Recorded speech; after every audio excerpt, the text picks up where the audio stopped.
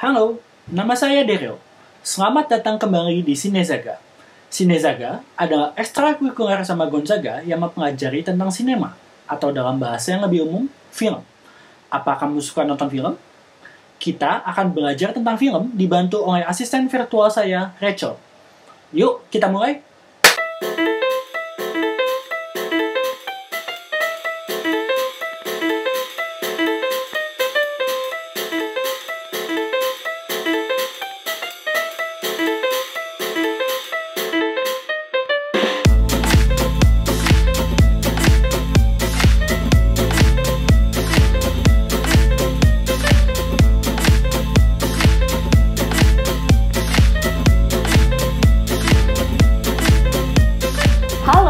Kembali lagi bersama saya Rachel.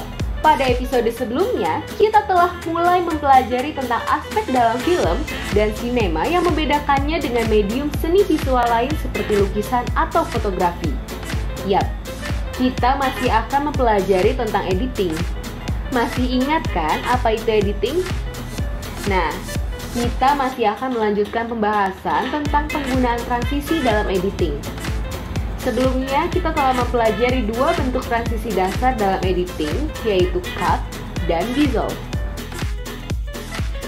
Baiklah, selanjutnya kita mengenal jenis transisi ketiga yang disebut sebagai wipe. Wipe juga pergantian shot seperti dissolve, di mana kita bisa melihat shot berikut sambil tetap melihat shot sebelumnya. Tapi perbedaannya, wipe tidak menggunakan superimpose seperti dissolve, melainkan menggunakan bentuk-bentuk seperti ini.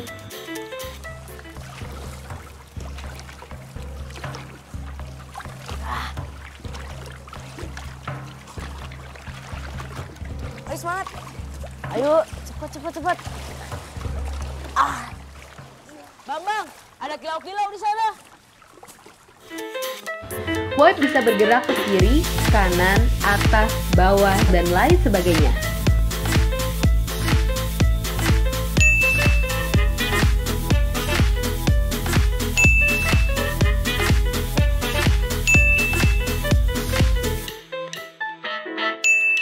Tapi kapan sih waktu yang tepat untuk menggunakan wipe?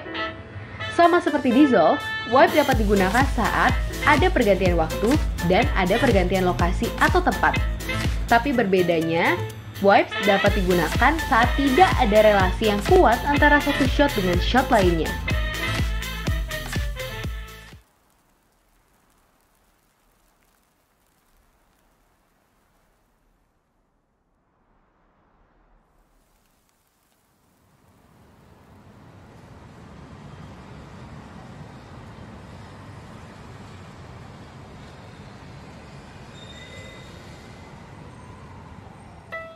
Untuk yang keempat, kita mengenal transisi bernama fade.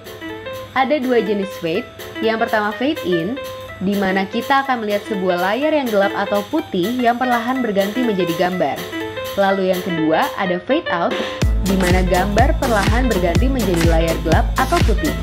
Pakai contoh ya.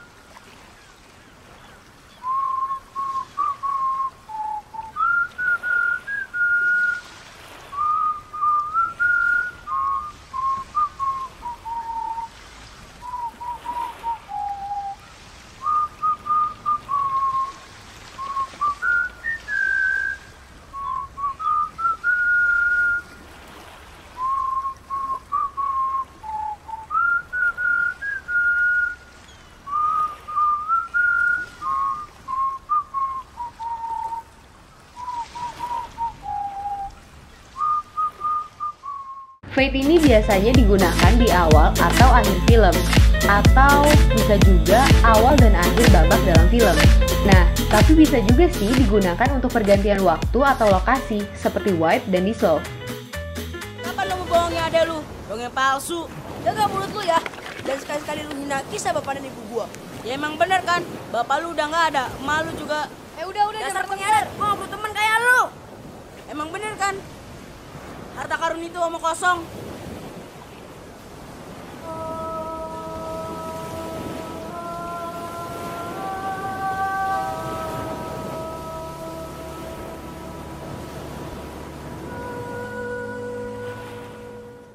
Sekian beberapa tipe utama transisi yang bisa kamu gunakan dalam editing. Jika kamu menggunakan software editing seperti Final Cut Pro atau Adobe Premiere, kamu bisa menemukan jauh lebih banyak jenis transisi variatif yang bisa dapat kamu gunakan. Kamu bisa bereksperimen menggunakan transisi-transisi tersebut dengan satu catatan. Setiap transisi harus punya alasan atau motivasi untuk digunakan. Baiklah, selamat mencoba!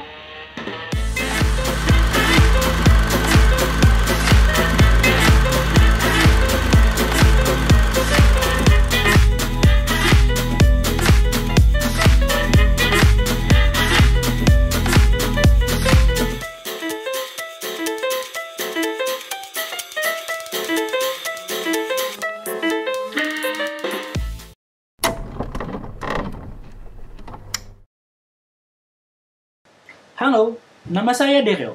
Selamat datang kembali di Cinezaga. Cinezaga adalah ekstrakurikuler sama Gonzaga yang mempelajari tentang sinema, atau dalam bahasa yang lebih umum, film. Apa kamu suka nonton film? Kita akan belajar tentang film dibantu oleh asisten virtual saya, Rachel. Yuk, kita mulai!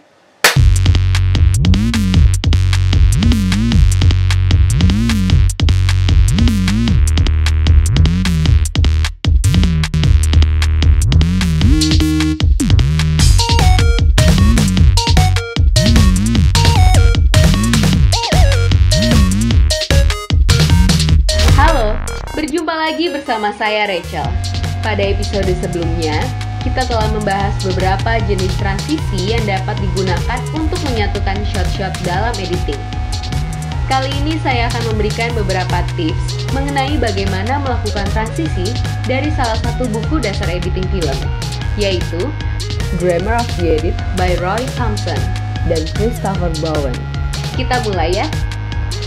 Seperti yang telah disampaikan pada episode sebelumnya, transisi yang baik harus selalu punya argumen untuk dilakukan. Nah, gampangnya sih, jangan berpindah dari satu shot ke shot lain jika tidak ada alasan yang jelas. Kenapa? Karena editing dalam film tidak hanya sekedar menggabungkan gambar-gambar agar terlihat keren, melainkan butuh pemikiran kreatif yang punya landasan serta analisa. Kedengerannya berat banget ya? Enggak kok, makanya kita belajar sama-sama ya. Tips pertama, informasi. Saat kalian berpindah dari satu shot ke shot lain sebisa mungkin harus memberikan informasi baru. Kenapa? Karena film lagi-lagi adalah medium visual. Saat kita berpindah dari satu shot ke shot lain, tentu penonton mengharapkan ada visual baru atau informasi baru di dalam gambar yang baru. Ini beberapa contohnya.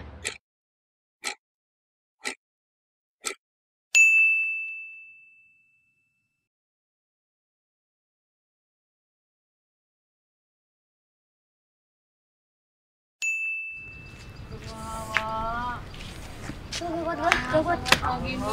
Aus. Aduh, udah mendung, geluduk lagi nih. Mai aus nih.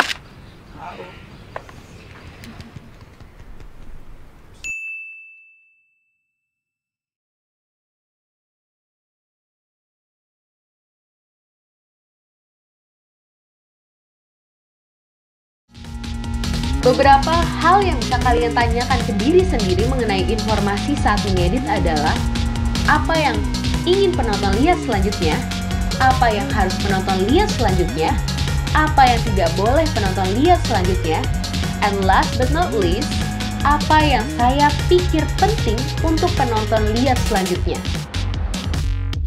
Oke, masuk ke tips yang kedua, motivasi.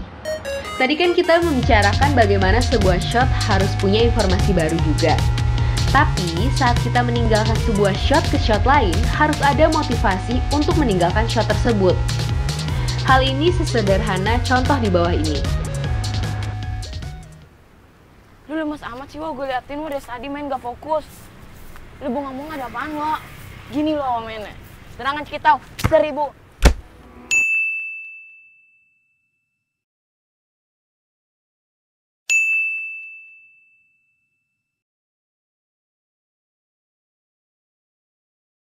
Oke, habis itu turun.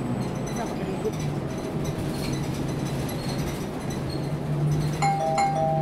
Bank Indonesia.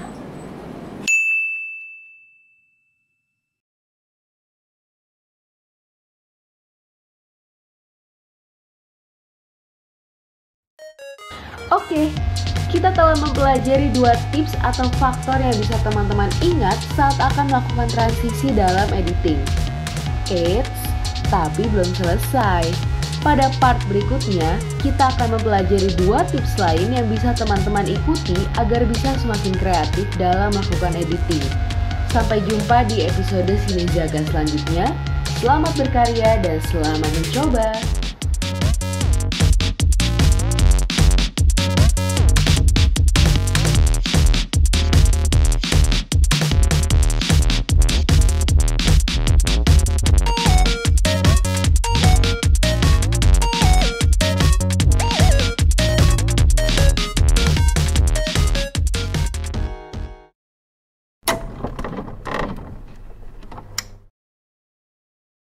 Halo, nama saya Daryl.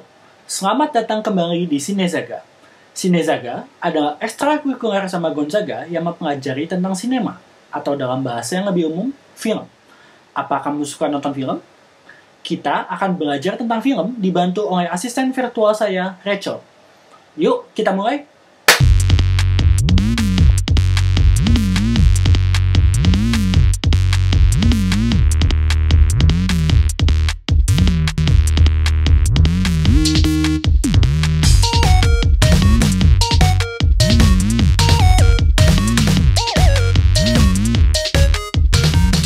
Halo, berjumpa lagi bersama saya Rachel.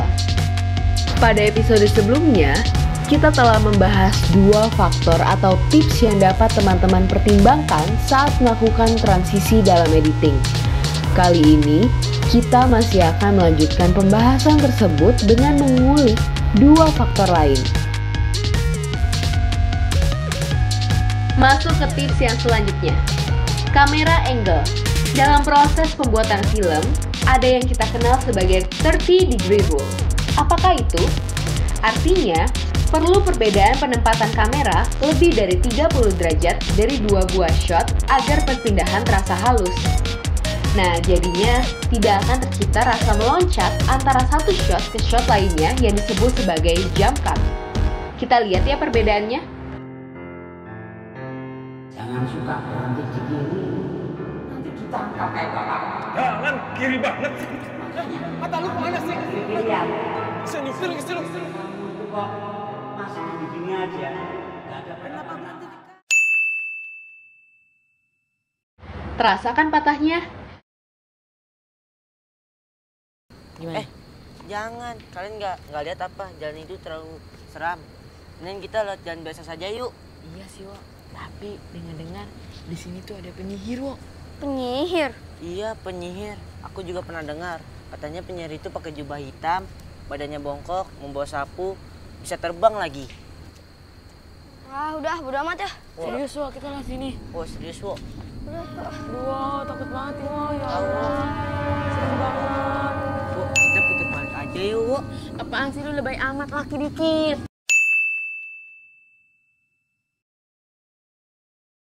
Nah, inilah pentingnya perbedaan angle 30 derajat yang perlu kamu ingat saat syuting tentunya. Selain saat pasca produksi ya. Tips yang keempat, kesinambungan. Kesinambungan di sini ada beberapa macam, yaitu kesinambungan aksi, gerakan, posisi, dan suara.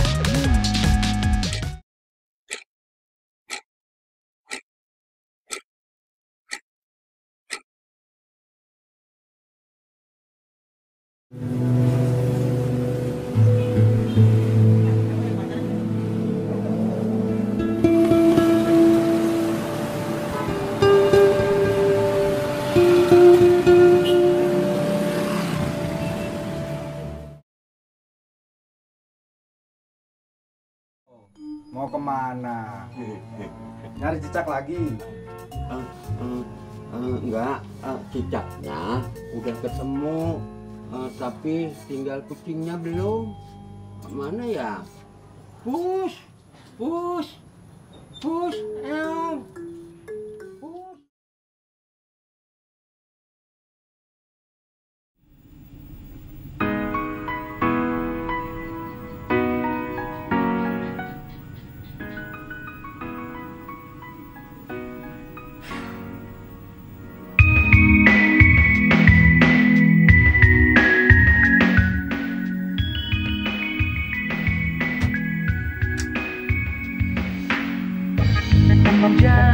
Sore itu aku berlari, kau bernyanyi. Aku di sini, kau menari. Hujan awan. Sekian beberapa hal yang perlu kamu ingat saat melakukan editing, terutama saat kamu ingin melakukan transisi. Ingat ya, ini bukan hal yang baku. Kamu bisa saja menemukan kreativitas lain berdasarkan hal-hal yang telah disebutkan. Tapi sementara, untuk latihan kita coba yuk menganalisa dan melakukan editing film berdasarkan alasan-alasan editing di atas. Sekian episode kali ini, selamat berkarya, selamat mencoba!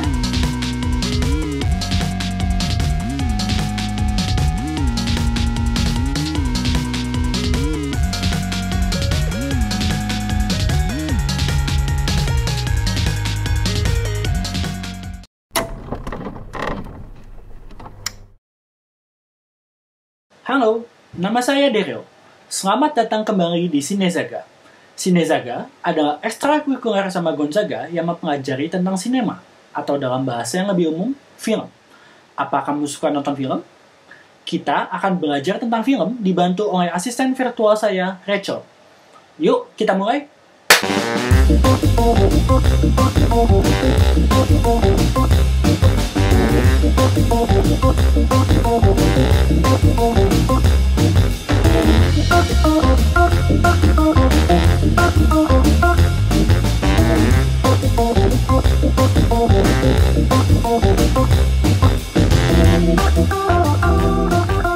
Halo, nama saya Rachel.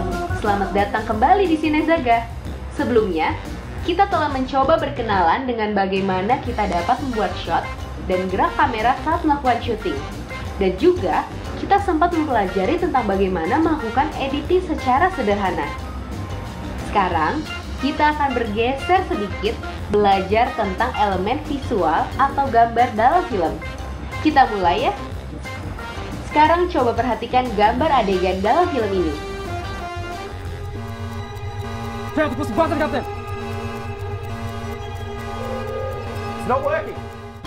Sudah? Oke, sekarang perhatikan gambar dalam filmnya ini.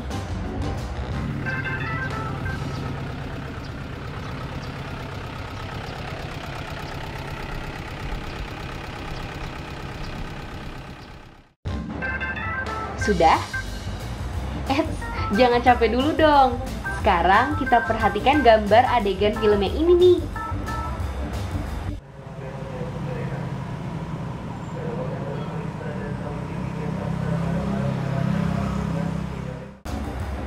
Oke, aku hampir yakin teman-teman semua bisa merasakan atau menebak bahwa 3 gambar tersebut berasal dari 3 film yang berbeda, dengan 3 cerita yang berbeda, hanya dengan melihat satu gambar yang dimaksud. Kenapa? Ini karena elemen gambar atau visual dalam film yang akan coba kita bedah disebut mise-en-scène. Iya, ini bahasa Prancis. Ada yang bisa bahasa Prancis? Oke, terlepas dari cara bacanya yang susah, mise-en-scène penting diingat kalau kita ingin belajar membuat film. Karena film umumnya adalah medium audiovisual. Mise-en-scène punya 2 makna jika diartikan ke bahasa Indonesia. Yang pertama, dari sudut pandang penonton, mise-en-scène berarti segala sesuatu yang terlihat di layar. Sedangkan yang kedua, dari sudut pandang pembuat film, Mise-en-scene dapat diartikan sebagai segala sesuatu yang ditaruh di layar. Segala sesuatu yang terlihat dan ditaruh di dalam layar, maksudnya adalah unsur-unsur yang berikut ini: setting, properti, kostum, make up, cahaya, dan figur, yaitu gerak dan acting. Unsur-unsur ini mempengaruhi bagaimana dunia sebuah film diciptakan agar gambar dalam film bisa berbicara. Yang pertama, setting. Menggambarkan di mana latar, tempat, dan waktu film diceritakan. Misalnya, setting seperti gambar ini. Atau gambar ini. Di sini terlihat jelas ya, bahwa dua potongan adegan di atas memiliki latar, tempat, serta waktu yang berbeda. Yang kedua, properti. Properti adalah benda-benda yang melengkapi setting.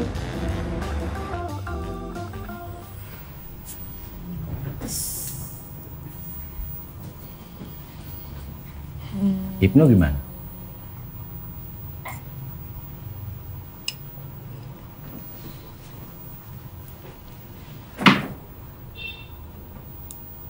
Pa, Mama mana?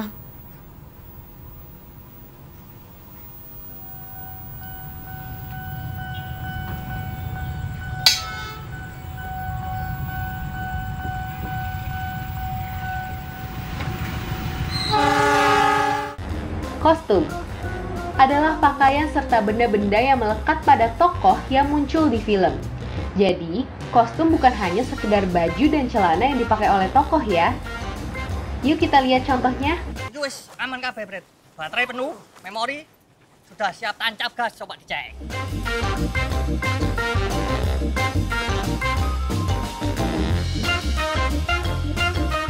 Yang keempat, makeup and hairstyle. Unsur ini, seperti namanya, tentunya mencoba membentuk unsur wajah dan tata rambut dari seorang tokoh. Umumnya, ada dua jenis makeup dan hairstyle. Yang pertama adalah jenis natural. Makeup jenis natural ini tidak mengubah bentuk wajah dari pemain saat memerankan tokoh, dan hanya menegaskan unsur-unsur wajah agar terlihat lebih baik di depan kamera. Yang kedua, makeup karakter. Ini kebalikannya dari makeup natural. Makeup ini mengubah wajah seorang pemain menjadi berbeda dari wajah aslinya. Misalnya, dibuat lebih tua, atau ditambahkan luka, atau menjadi karakter cerita fantasi dan horor yang jauh berbeda dengan wajah manusia pada umumnya. Yang kelima, lighting atau cahaya. Nah, ini unsur yang penting banget tentunya dalam mise-en-scene. Kenapa? Karena tanpa cahaya atau lighting, kita tentunya hanya melihat gelap di layar. Penggunaan cahaya bisa bermacam-macam loh, membentuk suasana yang berbeda berdasarkan penggunaannya. Yang terakhir, figur gerak dan acting. Nah, unsur terakhir ini bagaimana figur atau tokoh dalam film melakukan gerakan dan acting dalam pengadeganan. Acting pemain dan bagaimana sutradara mengadegankannya menjadi sebuah informasi yang penting dalam memahami sebuah film.